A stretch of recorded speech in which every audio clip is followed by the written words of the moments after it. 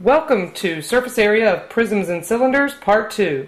Previously on Surface Area with Miss Parker. We talked about the lateral area, right? Just these, the middle part between the two bases. How do you find the area of all of those rectangles in one step instead of having to individually find each rectangle, which would just be tiresome? We can find the area of all those rectangles in one step with two numbers times each other, super quick. But that's not all the area. That gives us the middle, but now our box needs a top and a bottom. So to find surface area, the full surface area, the formula for full surface area is equal to 2 times the area of the base, because we have two bases, and they're the exact same shape. So if we find the area of one base, we can just multiply it times 2. So 2 times the area of the base plus the lateral area. Alright, so we know how to find the lateral area. It's perimeter times height. Now we just have to add the two bases into the mix. So this is really a three-step process to find the full surface area of a step. The first step is to find the lateral area.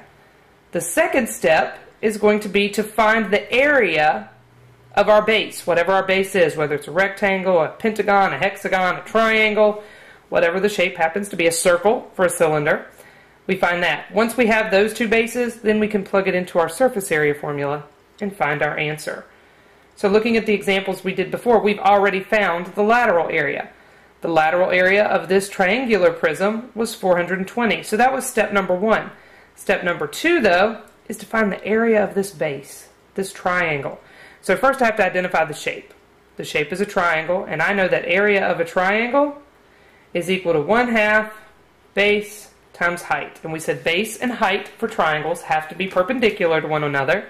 So my base and my height have to be perpendicular. So my base is going to be 7. My height is going to be 6.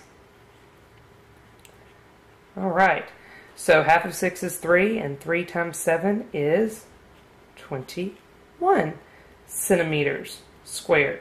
That was painless enough. So we found our lateral area.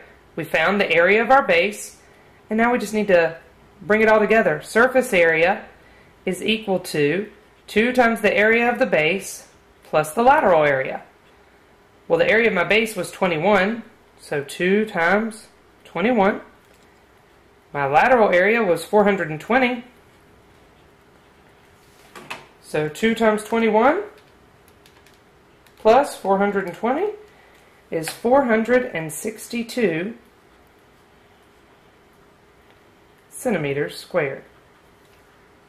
That is my final answer. Is that a lot of work? Yeah, it probably, it's 3 steps. 3-step problems are pretty long. However, 2 numbers times each other. 3 numbers times each other. 2 numbers I got to plug in and get an answer. These are not difficult steps. So you just have to make sure you break it down. You can't skip a step. There is no skipping steps, unfortunately. You have to do all 3 steps. So again, we already did step number 1 and found the lateral area of this rectangular prism. So we know what these 4 rectangles add up to equal. Now we got to throw these 2 bases into the mix. So step number 2 is going to be to find the area of this base. Well, this base is a square. I remember my area formulas. The area of a square is side squared. So my side was 6. 6 squared is 36 inches squared. So I just plugged 6 in for the side, squared it, 36 inches squared, done. Step number 3, super easy. Surface area is equal to 2 times the area of the base plus the lateral area.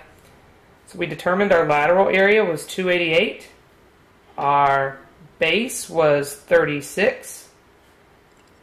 So 2 times 36 plus 288 is actually equal to 360 inches squared.